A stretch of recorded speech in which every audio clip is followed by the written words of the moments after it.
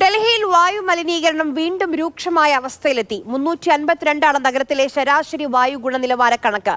Cloud seeding പാളിയതോടെ സർക്കാർ വിമർശനം വലിയ തോതിൽ കേൾക്കുന്നുണ്ട്.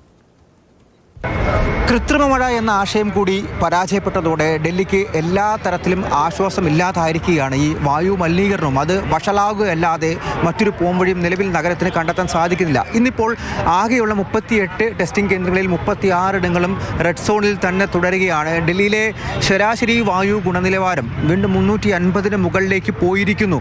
മാത്രമല്ല 2 ഇടങ്ങളിൽ വിവേക് വിഹാറിലും ആനന്ദ് വിഹാറിലും 400-ന് മുകളിലാണ് ഇപ്പോഴത്തെ കണക്ക് എന്നുള്ള കാര്യം വലിയ രീതിയിൽ ഭയപ്പെടുത്തുന്ന ഒരു കാര്യമാണ്. 10 ദിവസമായി ഈ വായു മലിനീകരണ തോത് അത് വർദ്ധിച്ചുകൊണ്ടേയിരിക്കുകയാണ്. കാണുമ്പോൾ നല്ല പുക മഞ്ഞാണെന്ന് കരുതി, എന്നാലും വിശ്വസിക്കാൻ പറ്റുന്ന ഇത് മഞ്ഞില്ലെന്ന് തോന്നുന്നു.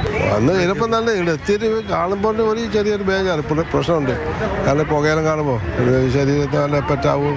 കഴിഞ്ഞ ദിവസം 3 തവണ ക്ലൗഡ് സീഡിംഗ് വേണ്ടിയിട്ടുള്ള ശ്രമങ്ങൾ നടത്തി. പക്ഷേ 48 മണിക്കൂർ കഴിഞ്ഞിട്ടും മഴ പെയ്തില്ല. പരാജയം എന്ന കാര്യം തന്നെയാണ് വിലയിരുത്തപ്പെടുന്നത്.